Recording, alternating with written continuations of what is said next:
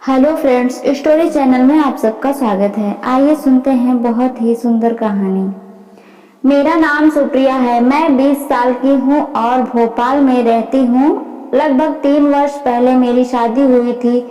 शादी से पहले भी मैं बहुत ही सुंदर दिखती थी, लेकिन शादी के बाद मेरा रंग रूप और भी ज्यादा निखर आया। अब तो मैं एक अप्सरा से कम नहीं लगती हूँ। 10 वर्ष की शादी के बाद भी कोई बच्चा न होने की कमी ही रहती है। मेरी छोटी बहन भी मेरी तरह बहुत सुंदर है और उसका शरीर भी बहुत अच्छा है। हम दोनों बिल्कुल जुड़वा लगते हैं। दीपक का कद 6 फीट है और वह स्वस्थ और बली पुरुष है। नियमित योगा और व्यायाम के कारण उसका शरीर अत्यंत आकर्षक है। शादी के तुरंत बाद दीपक और पूजा जब मेरे घर भोपाल में 2 दिन के लिए रहने आए थे, तब मैंने उन्हें अपने साथ वाले रूम में ही ठहराया था। दोनों बेडरूम के बीच में एक दरवाजा था, जिसमें एक से एक दूसरे कमरे में हो रही आवाज सुनाई देती थी और उस दरवाजे के हॉल में से उस कमरे के अंदर का नजारा भी दिखाई देता था। रात को जब मेरे पति सो गए थे तो मैं उठकर उस दरवाजे के पास खड़ी होकर दूसरे कमरे की आवाज सुनने लगी। अंदर दीपक पूजा को प्यार करने के लिए मना कर रहा था और वह कुछ नखरे दिखा रही थी। हाल में से देखा तो पाया कि कमरे की लाइट चल रही थी। फिर दोनों अलग अलग लाइट बंद कर दिए सो गए। मैं भी अपने बिस्तर पर आकर लेट गई और अभी अभी देखे नजारे के बारे में सोचने लगी। मुझे पूजा से जलन हो रही थी। मैं भी दीपक से प्यार करना चाहती थी। इसके बाद हम सो गए, लेकिन क्योंकि मैं खुश नहीं थी, इसलिए सपने में भी मुझे दीपक ही दिखाई दे रहा था। अगले दिन सुबह जब सब भोपाल घूमने गए, शॉपिंग भी की और खाना भी बाहर ही खाया। रात की गाड़ी से दीपक और पूजा वापस आगरा चले गए और हम लोग वापस अपने घर आ गए। लेकिन उस रात को मैंने अपनी जिंदगी में एक बदलाव देखा। मुझे उस दिन रात दीपक के सपने आने लगे। 3 माह के बाद एक दिन पूजा का फोन आया और उसने बताया कि दीपक अगले सोमवार को 1 सप्ताह के लिए भोपाल में ट्रेनिंग के लिए आ रहा था और हमारे पास ही रहेगा। मैं उससे कहा यह तो अच्छी बात है और आग्रह किया कि वह भी साथ में आ जाए, तो वह कहने लगी कि शादी के बाद मैं माँ और पिताजी के पास नहीं गई थी, इसलिए वह इन दिनों उनके पास मथुरा जा रही थी।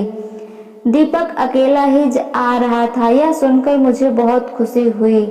मुझे ऐसा लगने लगा था कि जैसे मन की मुराद पूरी हो गई हो और मुझे दीपक मिल गया हो। दीपक को कैसे राजी किया जाए, इसकी तरकीब सोचने लगी, लेकिन बात समझ में नहीं आ रही थी। पहले यह कि दीपक राजी भी होगा या नहीं, और दूसरी बात कि मेरे पति के घर में होते हुए मैं और दीपक कैसे बना पाऊंगी। इसी उलझन में समय बीत गया और सोमवार सुबह दीपक आ गया। मैं इस बार भी दीपक को अपने बेडरूम के बगल वाले बेडरूम में ही ठहराया और उसकी सुख सुविधा की सभी वस्तुओं को खुद ही उसके कमरे में रखती। दीपक सुबह आने के बाद नहा धोकर तैयार हुआ और नाश्ता करके ट्रेनिंग पर चला गया। दोपहर को मेरे पति जब घर आए तो उन्होंने बताया कि उन्हें उसी रात को व्यापार के सिलसिले में 4 दिनों के लिए चेन्नई, बेंगलुरु और हैदराबाद जाना है और वह शुक्रवार सुबह तक ही वापस आएंगे। उन्होंने कहा कि मैं उनका सामान तैयार कर दूं ताकि वह शाम को घर से सामान लेते हुए हवाई अड्डे चले जाएंगे। पति के मुंह से यह समाचार सुनकर मुझे लगा कि मेरी लॉटरी निकल आई है। अपनी किस्मत पर बहुत खुशी हुई और मुझे लगा कि शायद मालिक भी यही चाहते हैं कि दीपक के साथ रहूं। 5 बजे मेरे पति घर आए और अपना सामान लेकर हवाई अड्डे चले गए। शाम 6 बजे दीपक आ गया और चाय पीकर अपने कमरे में आराम करने चला गया।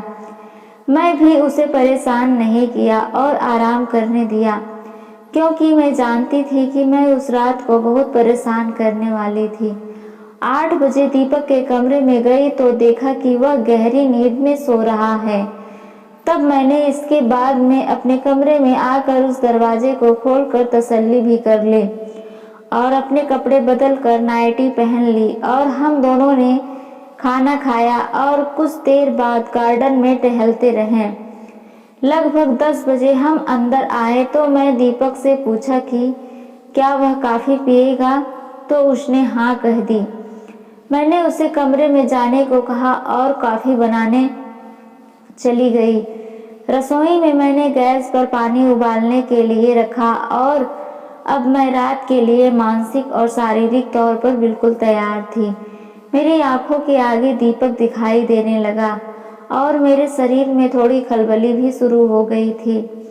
जैसे ही कहीं कॉफ़ी बनकर तैयार हुई, उसे दीपक के कमरे में ले गई तो देखा कि बेड पर उसका सामान बिखरा हुआ था और दीपक सर पकड़े बैठा हुआ था। मैंने पूछा क्या हुआ, तो उसने बताया पूजा ने रात को सोने वाले कपड़े तो बैग में रखा ही नहीं। शायद पहली बार सामान बड़ा था इसलिए उसके बैग में पैंट और कमीज पर रख दिए थे, लेकिन सोने वाले कपड़े नहीं रखे। मैंने उससे कहा इसमें परेशान होने की नहीं बात है और मैंने उस रात के लिए अपने पति के कपड़े दे दी। कॉफ़ी पीने के बाद मैं दीपक से कहा कि वह अपना कपड़ा उतार दे ताकि मैं उन्हें अभी धो दूं ताकि सुबह तक सूख जाए। वह कल वही पहन ले और कल ही मैं उसके लिए कपड़े लाकर दूंगी। मेरी बात मानकर दीपक कपड़े बदलने के लिए बाथरूम घुस गया। उसने अंदर गए अभी कुछ सेकंड ही हुए थे, मैं भी बाथरूम का दरवाज़ा खोलकर उसमें घुस गई। मुझे बाथरूम के अंदर देखकर वह पकड़ा गया और एकदम घूम गया। इसके बाद में दीपक के कपड़े धोए और बेडरूम में पंखे के नीचे सूखने को फैला दिया। दीपक ने बेड पर पहले सामान समेट कर कपड़े पहन कर पर हैरान सा मुझे यह सब करते हुए देख रहा था। इसके बाद मैं उसके पास जाकर बैठ गई और उसका एक हाथ अपने हाथों में लेकर पूछा कि वह हैरान परेशान क्यों है। तो उसने कहा कि उसे समझ नहीं आ रहा है कि कुछ देर पहले यह सब क्या हुआ और कैसे हुआ था।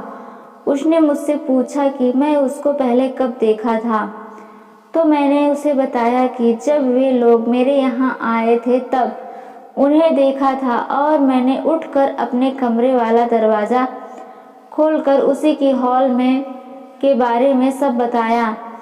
दीपक मेरी बात सुनकर थोड़ा शर्मा गया और फिर मुस्कुरा कर कहा दीदी आप बहुत ही शातिर हैं। उसने मुझसे कहा आपने मुझे और पूजा को देख लिया। मैंने इसे इशारा किया किसके लिए उस ही मेहनत करनी पड़ी। सुबह 5 बजे दीपक की नींद खुली तो उसने मुझे अपने साथ पाया और जब उसने मुझे हटाने की कोशिश की तब मेरी नींद खुल गई। मेरे पूछने पर वह इतनी जल्दी क्यों उठ गया। सुबह 8 बजे जब हमारी नींद खुली तो मैं उठकर अपने कमरे में जाने लगी।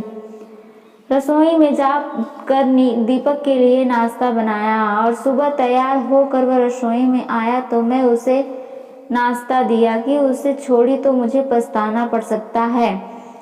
जब मैंने पूछा कि उसे कैसे मालूम था कि यह होने वाला है तो उसने बताया कि शादी के बाद दूसरी रात को पूजा ने मिस की थी और अगले ही दिन भी उसके साथ भी ऐसा ही हुआ था। मैं कॉफ़ी बनाई और हम दोनों साथ बैठकर दीपक कॉफ़ी पीकर अपने कमरे में चला गया और मैं रसोई में खाना बनाने लगी। 8 बजे मैं दीपक के कमरे में गई तो देखा कि वह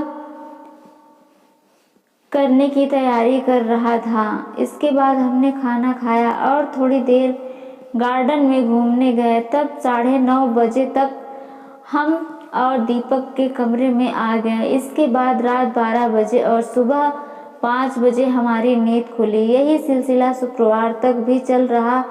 उन 4 रातों में मैं और दीपक ने बहुत अच्छा समय गुजारा।